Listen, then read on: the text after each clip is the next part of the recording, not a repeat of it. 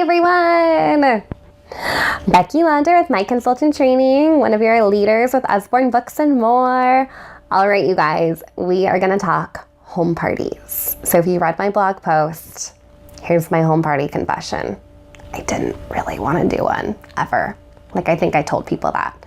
I'm not really planning on doing those. I would like to just run my business online and not leave my house. So, yeah, maybe that was not the right move. But at the time, that's what I thought I was going to do. I was just going to do Facebook parties and leave it at that. Well, let me just tell you, I was missing out. Because guess what I do at home parties? I drink mimosas, sometimes some wine, and I hold people's babies while they shop. And I get to hang out with really cool people. And it's a great excuse to get out of the house. So, yeah, now I really love home parties. I wish all of my customers wanted to do a home party.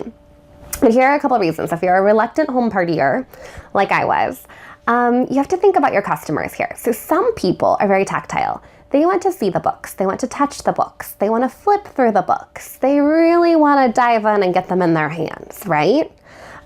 Some people aren't on Facebook. Whoa, for real? Yeah, some people, like grandparents. And grandparents love to buy books, so you should do home parties. Okay, all that to say, home parties are a ton of fun. They're a great aspect of your business. Maybe you won't just be doing home parties, but I would definitely encourage you to throw a couple home parties into the mix. And the first one should be your own. Okay, so you can be as formal or informal about a home party, right? So I admit that I'm pretty informal.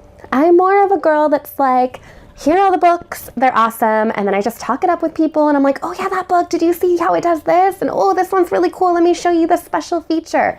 So I kind of just let people get their hands on the books and dive in. That said, I think it is important to do a quick little introduction. It doesn't have to be long, 3 minutes, 5 minutes, just who is Usborne Books and More? Why the heck am I doing this? Tell them your story. Tell them why you joined, what you thought was really cool about the books, right? They want to know. They're curious. They're interested in you. And then point out your favorites. So you don't have to go through every single book that you bring, but be like, hey, these ones, you shine a flashlight behind the page. How cool is that? Hey, this one has a little car that drives around on the page. And oh my goodness, have you seen this one? Is your kid obsessed with bandages? Mine is. You need this book. So just do a quick overview. This is also a great time to talk about booking parties and the benefits of hosting a party and also the benefits of joining your team. So you can just casually throw it out there. I usually say something like, yeah, I have the best job ever. This is what I get to do. I drink mimosas and I hold babies and I sell books, right? No, this is like for real. This is what I do. This is my job. So you can be really casual about it, you guys. You don't have to do like a big old prepared speech. So how do you invite to a home party? I typically do it just like a Facebook party. You're going to send a personal message. You might want to track your responses by doing a Facebook event so people can RSVP going. That's always helpful to know how many people are going. So you can buy enough champagne, you can buy enough snacks for everyone, right? What's the setup for a home party? Pretty basic. You are going to just bring your branded box and throw as many books as you can in there. And set that up on a dining room table, on a coffee table. Use your branded box to give yourself a little bit of height and make your display look nice and pretty. Then you're also going to want to bring some stuff with you. So you want to bring your full catalogs. Those can be a little overwhelming. So I usually only bring a couple and I set them aside and give everyone a copy of a mini catalog because that's a little bit more manageable. But if somebody asks about something, I grab the large catalog and I find what you're looking for. There's a great index in the back, so familiarize yourself with the catalog. I give everyone an order form, one of the carbon copy order forms that come with your kit. And I give everyone a wish list. You can get these in the back office. They're cute little post-it wish lists, so they can jot down things that they might like before they write it down on their order form. I also use lead slips. So just a quick little slip that they put their contact information down so I can easily follow up with them. Smart. And then I ask them some simple questions if they're interested in the business, if they're interested in hosting, that kind of thing. And I use that as their raffle entry. So when they fill out their lead slip, they give it to me, it goes in a bucket, and I usually do a giveaway. I'll give them, some kind of free book for attending the party, joining in, and having some fun with it. So pretty simple setup. You don't need a lot of stuff to bring with you. And let's see, do I take orders? Yes.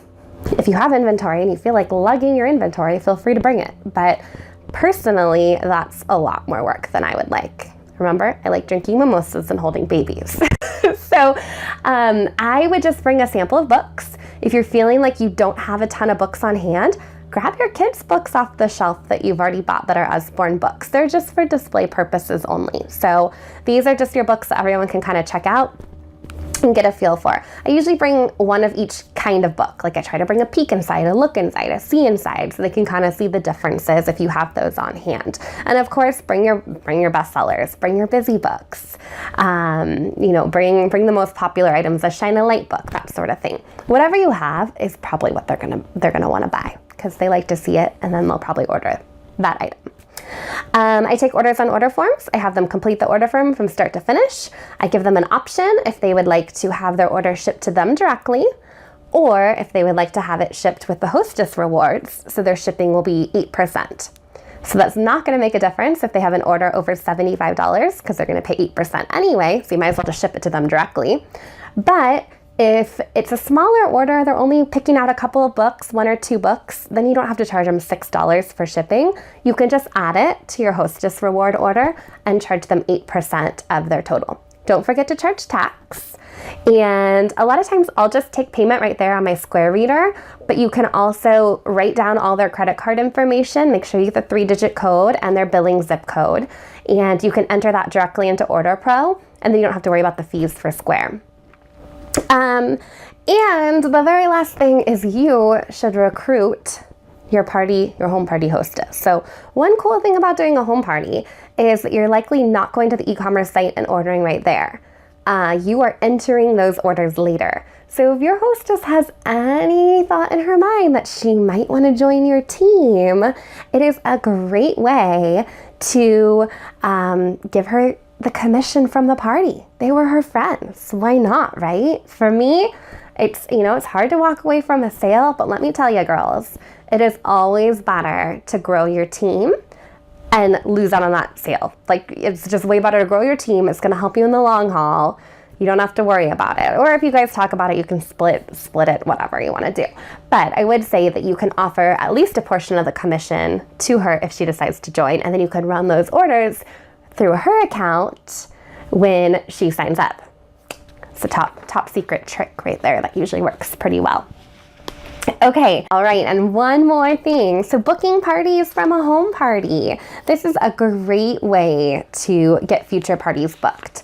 So, of course, you're going to mention our generous hostess rewards, but also when somebody is checking out and you're totaling up their order for them, you're doing your full service checkout, a great thing to mention at that point is asking them, hey, would you want to set a party for the next month? I have these 3 dates available. So make sure you have your planner or your calendar handy and some dates in mind, and book some parties from your home party. So last thing, make sure you download the checklist. You are doing great on your 30-day plan. Make sure you set a home party date and a backup date, because some people won't be able to attend. So it's nice to say, oh yeah, we're going to do something Thursday night, but if you can't make it, you can come on Sunday. Perfect, right? You might want to put together a box of supplies and think about what you're going to say at a home party. So it doesn't need to be scripted, but at least jot down some bullet points about what you want to make sure that you mention at the home party, in addition to drinking mimosas and holding babies. So comment below with what you are excited about for your first home party. And if you are nervous about anything, make sure you comment and we can reassure you that you are going to do an awesome job. So onward and upward, have fun with your home parties. You got this. All right, take care.